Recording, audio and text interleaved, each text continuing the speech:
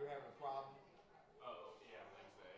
It was so weird. We're like, we'll turn it off and turn it back on, and the fan was like going fast. Yeah, I've never heard it being that loud.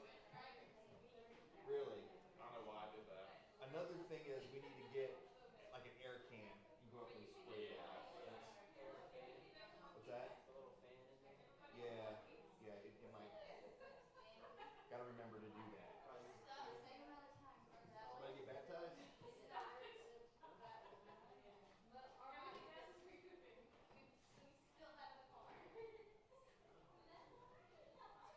Cousin. Morning, sir. How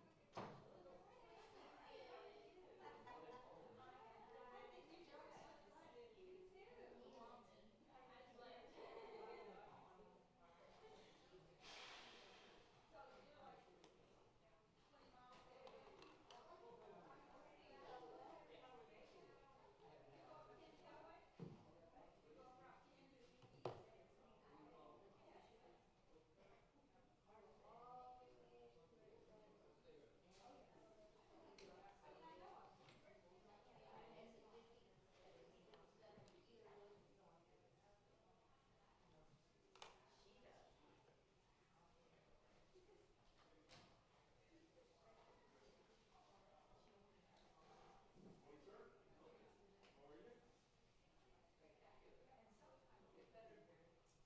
Good morning.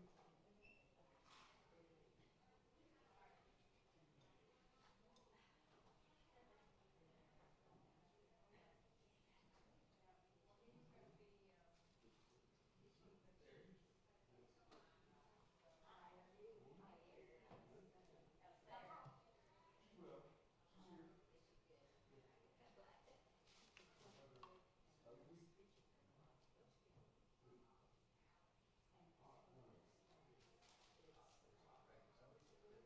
Yeah. Yeah.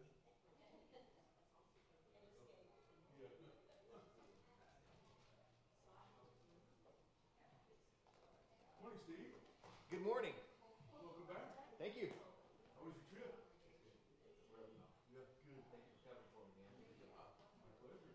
You are welcome. Oh, you shut the door. Time to get started. We're locked in. All right.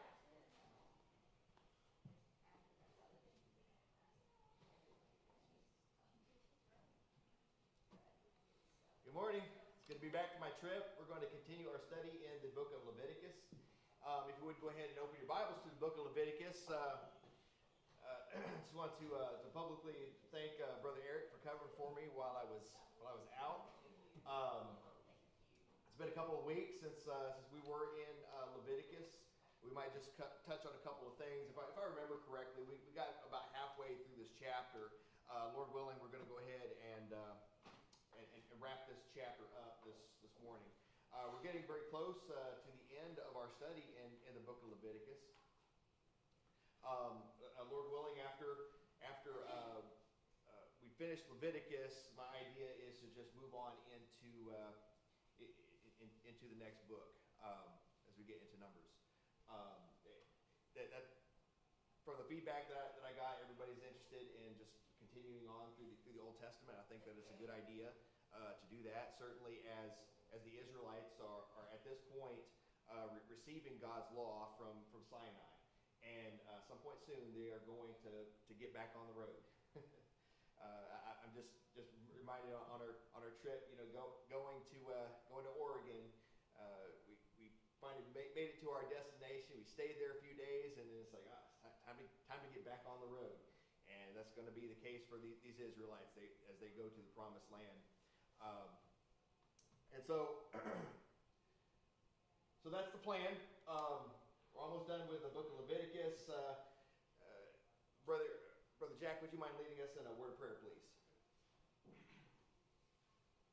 Dear Lord, we thank you for this Sunday morning. You bless us with the time and the safety to get to this place. Take time out of our Sunday morning to worship you and to study your word. And Lord, we ask that you be with us as we study your words. We're able to understand these things according to your will, and so that we can use whatever we learn and apply it to our knowledge of the history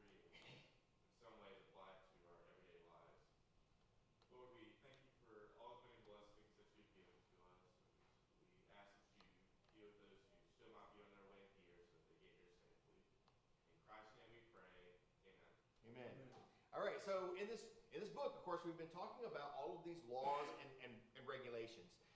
This book called Leviticus, meaning of the Levites. But obviously, as we're going through these laws and these regulations, it doesn't pertain only to the priesthood. Now, as we get into the next chapter is going to deal with the priesthood. But these are rules and laws for the Israelites in general. Of course, these are the things that the priesthood is to teach to the people, and the people are to obey. We've been talking about the laws concerning sacrifices, the laws concerning cleanness and uncleanness. What are those things? How does somebody who finds himself in a position where he is unclean makes himself clean again? And we talked about how all of these things relate to the sacrifices. We just got done talking about various laws. We talked about dietary laws, laws of various natures, the sundry laws. And just because they're sundry, miscellaneous, doesn't mean that they're any less important as all the other laws that the Lord has given to His people. But as we get into chapter 20, now we're talking about what is the punishment? What is the punishment for the violation of these laws? And we can see from this chapter here that not all violations of the law carried the same weight as far as their punishment goes, and that's what we've been talking about. We got through the middle of the chapter last week. I understand that we've been having a problem with a projector. Okay, if something happens with a projector behind me, it goes out. Can somebody point to me? Because I don't know what's going on behind me. I'm just thinking that you're seeing what I'm seeing. So since that's been a couple of weeks, let's just take some time to read, starting at verse 6. As for the person who turns to mediums and to spiritists to play the harlot after them, I will also set my face against that person and will cut him off from among his people. You shall consecrate yourselves, therefore, and be holy, for I am the Lord your God. You shall keep my statutes and practice them. I am the Lord who sanctifies you. If there is anyone who curses his father or his mother, he shall surely be put to death. He has cursed his father or his mother. His blood guiltiness is upon him. All right, so in these verses here, we talked about reasons given that the Israelites were not to ask for spirits or mediums for help. And what was that reason? What was that reason? They're satanic. What's that? They're satanic. Yes. More specifically, verse 8. He's the Lord. What's that? Did he say Yeah. Because I'm God. Yes. In fact, anybody who needs help, if anybody who needs help and goes to spirits or mediums for help, what does that say about their consideration for the Lord God? They have no confidence in God. Yes, right. He said, I am the Lord. I am the one who sanctifies you. I am the one who makes you holy. Very good. And we also talked about this. You know, what would happen to somebody who broke the fifth commandment? What was the fifth commandment? Yes, honor your father and mother. Okay. What would happen to someone who broke the fifth commandment? Blood shall be upon him. His blood guiltiness. Moreover, he shall be put to death. That's why would such a major punishment be considered for such what we would consider to be such a minor thing? It really isn't minor. It really isn't minor. The things that oftentimes that we consider minor are not minor to God. You know, we talked about this a couple of weeks ago. You know, our ways are not God's ways. His ways are higher than our ways. There is a reason why these things are put into place. You know, we we've talked about all of these things, as we're going through the book of Leviticus. Why these rules? Why these laws? Go ahead, Janice. Also, when they are cursing their father and their mother, we have to realize God is our Father, and if we curse Him, then we will bear the punishment also. That's a good point. If people do not have regard for their father and mother, what does that say about their regard for their God, the one who created them? Right? I've said this to my kids. I hope that they will continue to heed this as they grow older. When you're going to pick out a husband, marry a Christian. Marry a Christian. Because if somebody does not give honor and respect to God, what makes you think that they're going to give the honor and respect that is due to you as a wife? All right? So again, these laws, of course, are put into place for the Israelites in order to make sure that they are holy. But I do think that this also offers another purpose too, and that is for the maintenance of the Israelite society as they're going into the land of Canaan.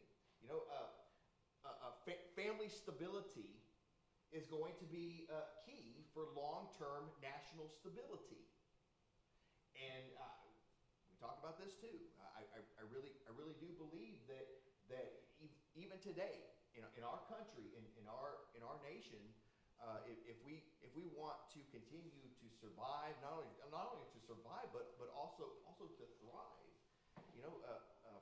family stability ought to be of great concern for us.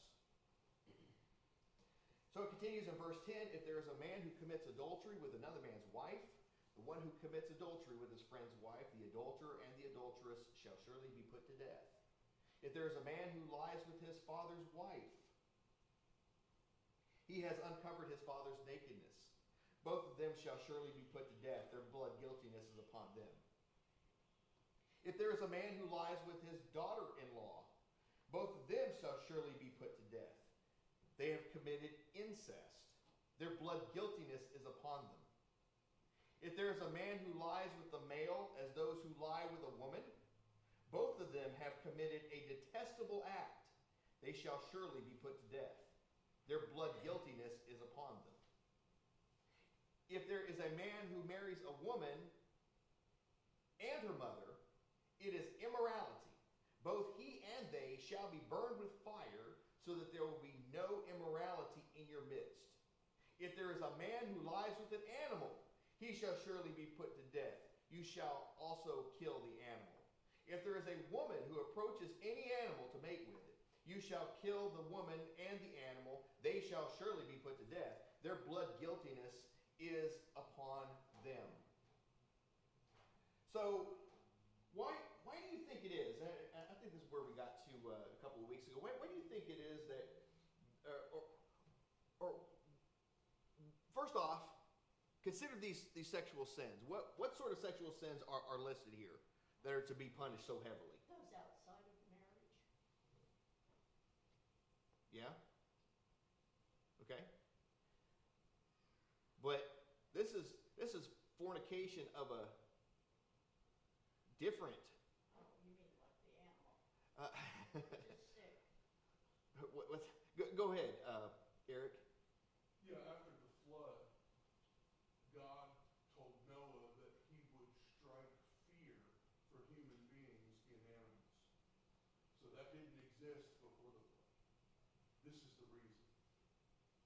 You approach a grizzly bear before the flood, he's probably not going to eat you alive, and grizzly bears didn't eat meat. They ate the fruit of the land and herbs. After the flood, they ate meat, so did mankind.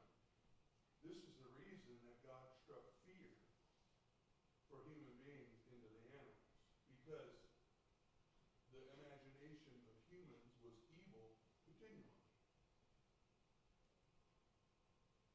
Okay. All right. How would that relate to these perversions of a sexual nature? Because Are- human beings were mistreating God's creation, whether it was each other as human beings or anything and everything God created. Yeah. Okay. Sin was rampant, and Yep. I mean, even it is today. Sure. Sure. I just think about, all of these things and the extent of the of the ideas of men and their when it in terms of sexual perversion. I mean, you can go on the internet today and all forms of sexual perversion, anything that you want to see and want to partake in, you can find it. For sure. But And 900 years is a very long time to live to be inventing things. that is sure. But again, within this context, we're talking about things of a perverse nature, and certainly there are things. I mean, can we all agree that there are things that you don't have to be told that are wrong, that just intuitively that you know that they are wrong? Obviously. Obviously, right? Taking a woman and her daughter, for your wife, lying with animals, all these things of a perverse sexual nature. There are these things that are wrong. But here, within this context, again, what is being shown here is that there's going to be punishment for these sorts of behavior. Go ahead, Mimo. All of these things at that time, were being practiced openly in the pagan culture. Yes, that they that's what I were wanted to on get their to. way to join or to be close to, and God needed to prepare his people. That's right. That's right. You're exactly right. And so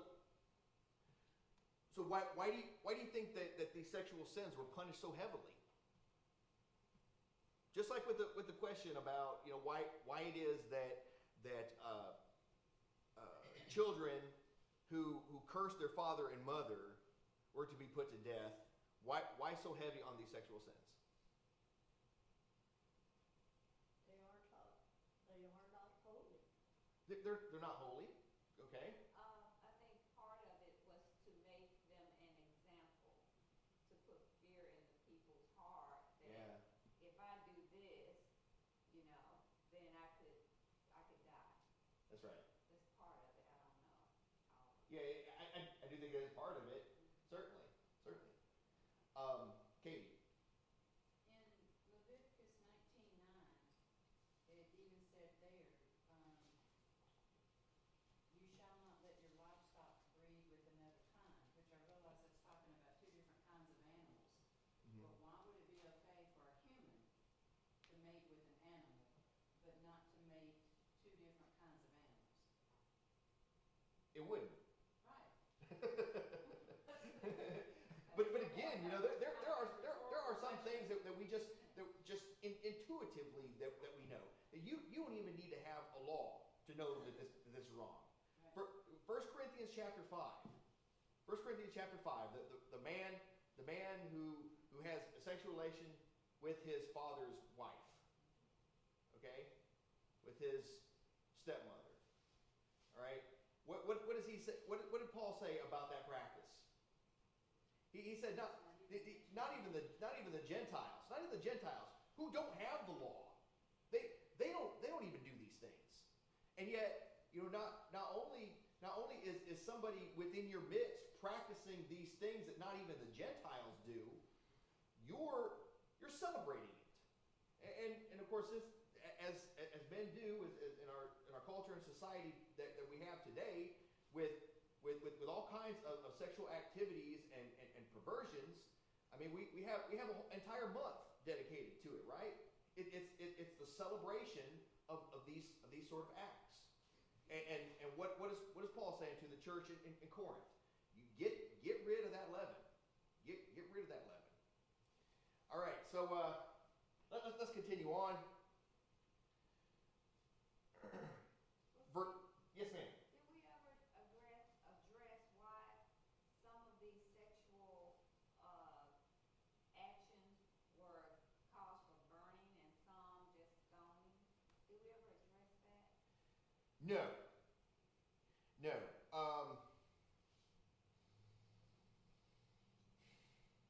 I didn't think of it in those terms.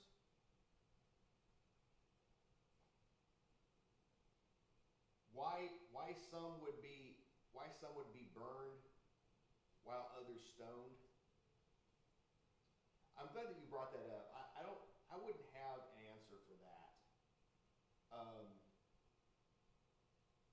Maybe like a guess, but it would just be a guess. I mean, outside of, this is what the Lord says. I don't know that I'd be able to give a satisfactory answer for that. At least not now. I don't. There may be a satisfactory answer out there, but clearly this is something that you thought about and considered. Well, I wouldn't like just dwelling on it, but it seems like one is more outrageous than the other. That's what it seems like to me because of the punishment. It seems like one punishment is more severe than the other. So that's where my mind went. Mm-hmm. But I was And I wonder if they're not mutually exclusive. The stoning with the burning with fire. I mean, it doesn't say that they shall be burned with fire alive. It could be a situation where they're stoned. They're stoned, and then and of course this is something that all of the community took part in. And then what was done with their corpse? So you're saying all the sexual sin, they might have been stoned and all of them might have been burned? Yeah, it could be. It could be. And of course, he's talking about the end result of burning with fire as and using that as to talk about the whole of the death penalty, including the stoning. I don't know. Again, I'm just guessing because we're not given that detail as of why outside of I am the Lord God. This is His rules, and of course we may not know, we may not understand, but I think we can take a pretty good confidence knowing that the Israelites, they understood, and they understand because the priesthood would tell them exactly how they were to do. Good question. Good question. God had several reasons for that. That's right. You're right. Actually, he cares for all of us, and such actions spread disease, and it can destroy your self-well-being or your mental attitude. Yeah. Yeah, you're right. You're right. And of course, it destroys the sanctity of marriage. Sure. And the bond that a husband and wife have made to each other destroys that. That's right. That's right. And of course, it's for the preservation and for the growth of a nation. All right. Verse 17. In this section, verse 17 through 21, we're going to talk about other punishments for crimes. Verse 17, if there is a man who takes his sister, his father's daughter, or his mother's daughter, so that he sees her nakedness, and she sees his nakedness, it is a disgrace, and they shall be cut off in the sight of the sons of their people. He has uncovered his sister's nakedness. He bears his guilt. If there is a man who lies with a menstruous woman and uncovers her nakedness, he has laid bare her flow, and she has exposed the flow of her blood. Thus both of them shall be cut off from among their people. We've talked about the subject of cleanliness and uncleanliness. Lying with a woman who's menstruating, that individual becomes clean. We have laws and those who are unclean, how it is that they become clean. Why do you think that it is that the Lord is saying that the man who lies with a menstruous woman, it says that both of them shall be cut off from among the people? I thought that all they needed to do was to go and follow these regulations for the washing and the cleansing and the waiting period and all these sort of things. Now it seems like it's bumped up to another level, that they're going to be cut off from among the people. Why? What do you think the difference is here? Remember all the sacrifices? I got a question. Which of the sacrifices, all these different sacrifices, which of them covers intentional sin? None of them. None of them. Guilt sacrifice? None of them. None of them cover intentional sin.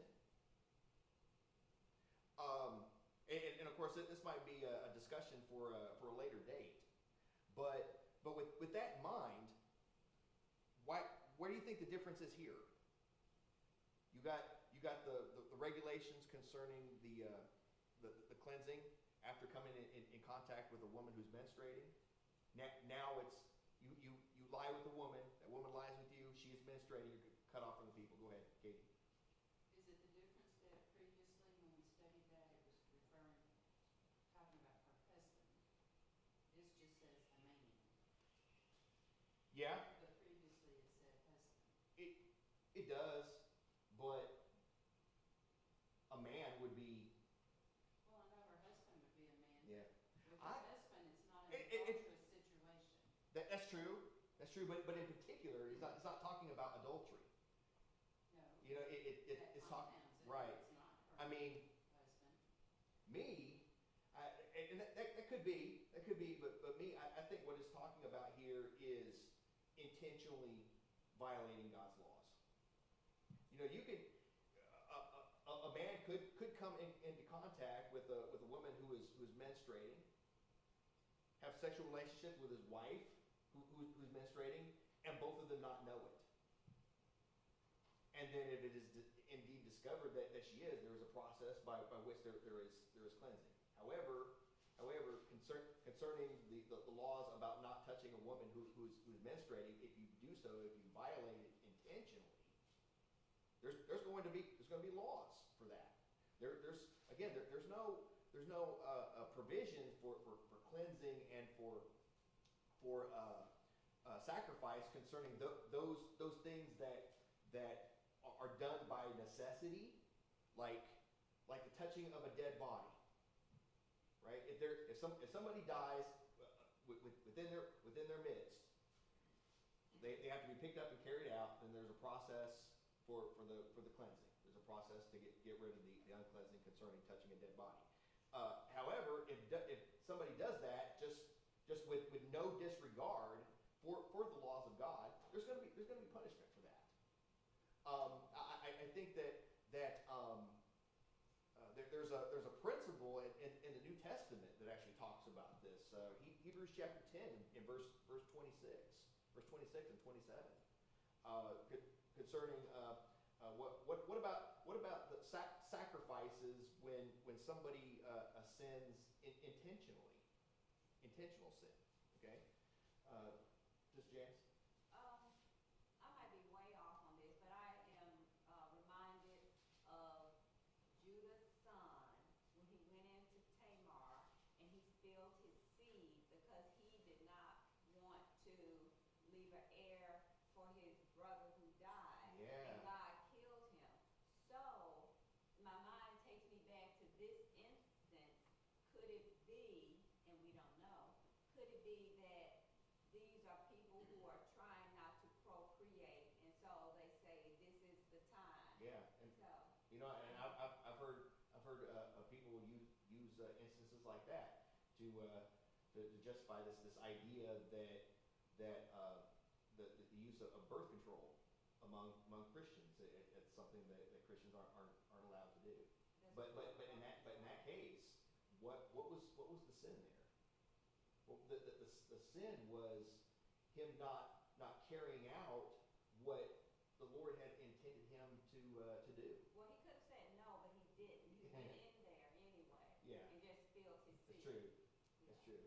Yeah. Any other thoughts concerning the subject? We're going to move on. All right, verse 17. Verse 8. No, verse 19. You shall not uncover the nakedness of your mother's sister or your father's sister, for such a one has made naked his blood relative. They will bear their guilt. If there is a man who lies with his uncle's wife, he has uncovered his uncle's nakedness, and they will bear their sin. They will die childless. So the relationship between an individual and their aunt, or a woman and her uncle, whether or not he's married, that individual is married, there's a regulation against that relationship. They will die childless. If a man who takes his brother's wife, it is abhorrent. He has uncovered his brother's nakedness. They will die childless.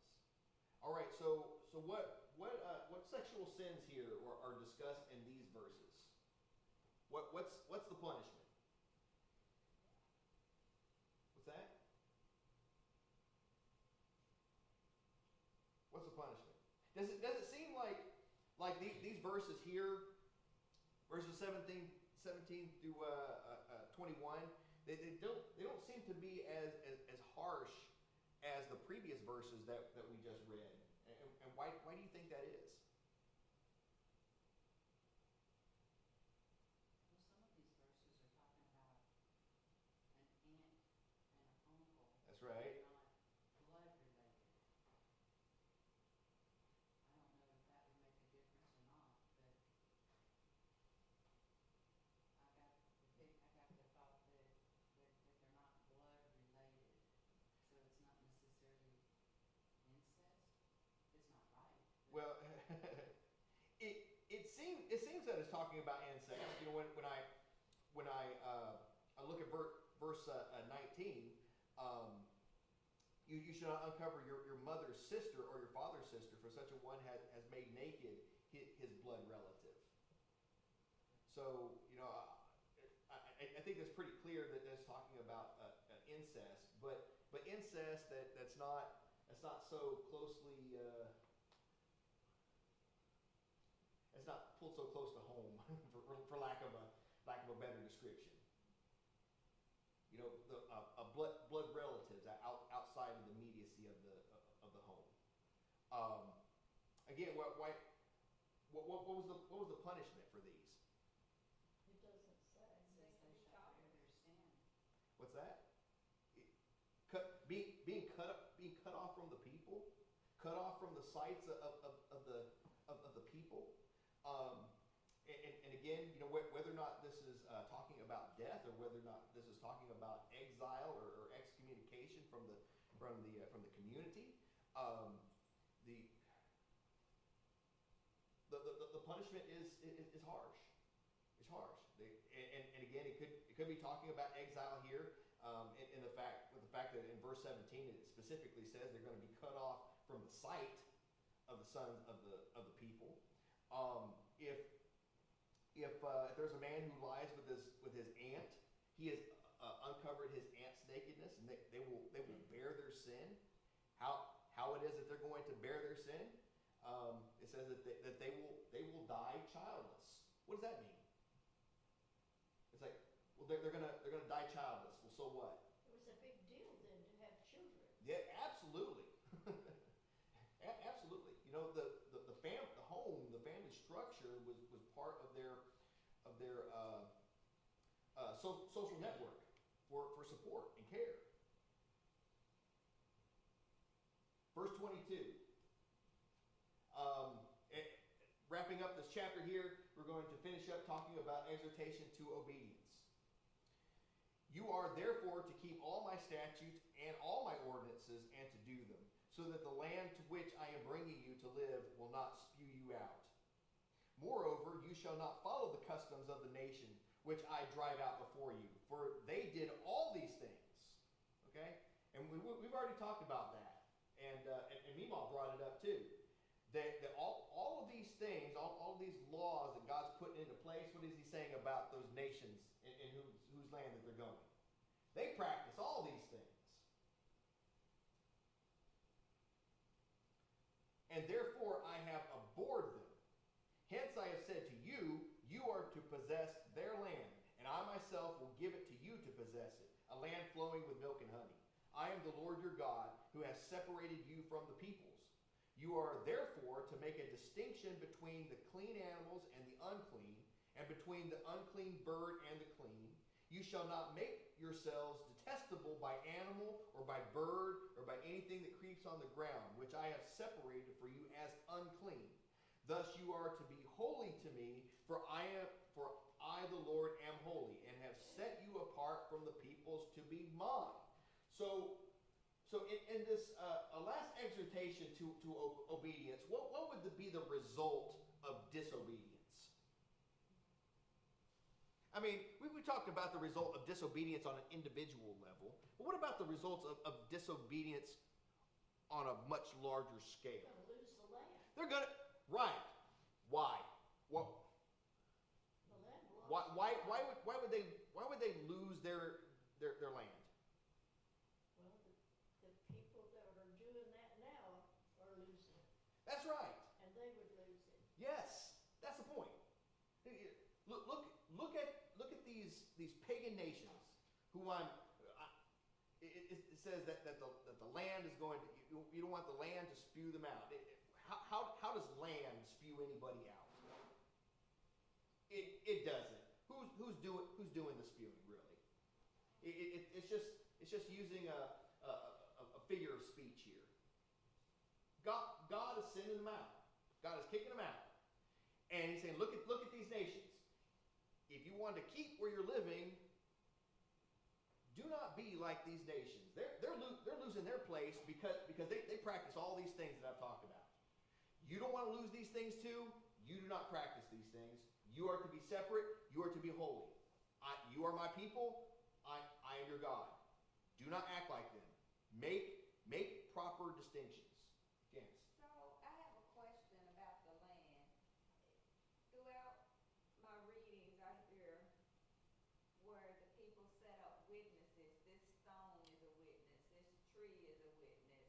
You know, all these things about witnessing. Mm-hmm. And I'm wondering if, well, they are witnesses, so to speak, because God's creation is living and it's alive and it is, and like I said, I could be wrong, but I'm thinking it's God's eyes and ears of what's going on. So if we think that God knows all, and so if we think that we're getting away with something that nobody sees in the heat of the night, well, there's a little stone there that's looking right at you. So I'm just wondering what your thoughts on that, and if you think that my thoughts of these are some crazy thoughts. Are you talking about just the nature of the land being personified here? Not necessarily that it's, well, that, but also figuratively and literally when the people say, you know, this stone is a witness between me and you, what has Oh. happened. Like God told them to pick up these stones Yeah, from the okay. Jordan, and these are witnesses. And so in my little bitty brain, I'm thinking, well, these witnesses, these God's creation is living and it's moving. Could it be that they are part of God's eyes and ears? The trees are living, you know, the rocks and the Well, I mean, land. it's living in the sense that it's the land that's spewing them out. When you get something foul, when you I'm sure everybody's done this. When you're a kid, you go to the refrigerator, you open up the milk. I'm gonna take a swig right out of the milk jug, right? And not realizing that maybe it's been there for a couple of weeks. So at the moment that foul milk hits your mouth, what do? Blah! Just spit it out. And you got to think about it this way. You know, just as Israel's sin made the tabernacle ceremonially unclean, Israel's sin is going to make the land unclean.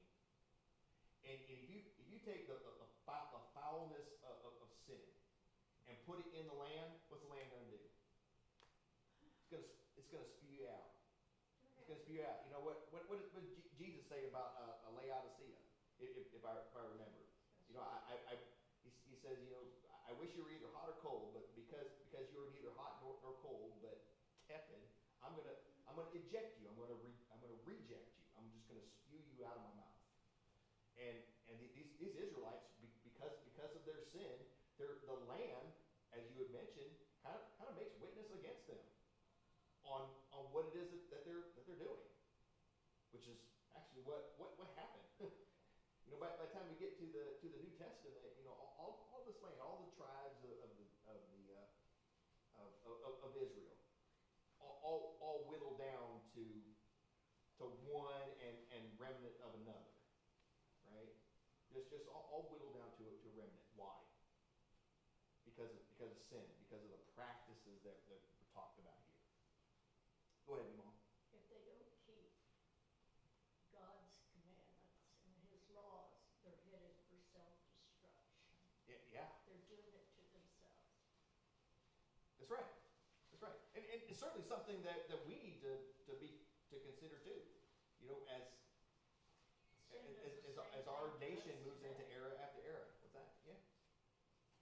Okay, so looking at these passages too, how did the Israelites make a distinction between the clean and the unclean? He says in verse 25, you are to therefore make a distinction between the clean animals and the unclean, and between the unclean bird and the clean. How did the Israelites make a distinction between these things? God told them. God told them. That's right.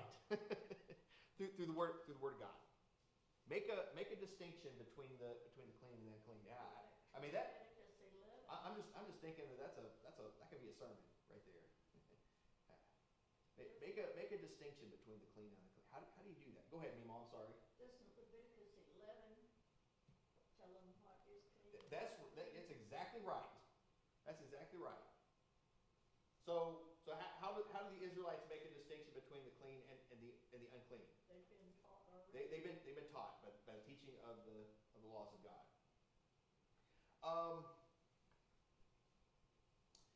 Verse 27. Now a man or woman who is a medium or spiritist shall surely be put to death. They shall be stoned with stones. Their blood guiltiness is upon them. I think this is kind of strange. Well, why do you think that verse 27 seems to be out of place? And why do you think that it is where it is? Because God is the source they're to go to, not to a spiritual, satanic source. Yes. Yeah. Okay. You know, we've talked about this here in this chapter. Go ahead, Katie. You had something to add? It made me think last but not least. It's just as important as everything else that he has said, but it's the last thing he needs to tell them in regards to what they do in this new land. Yeah. Okay. Now certainly it seems to be out of place. It seems like this this would be more suited for verse 6. Like it seems like this ought to be verse 7 of this chapter, but instead it's in verse 27. That if a man or a woman who is a medium or spiritist shall be put to death, and they're going to be stoned with stones. But any other thoughts? Why do you think that this is verse 27 and not verse 7 though?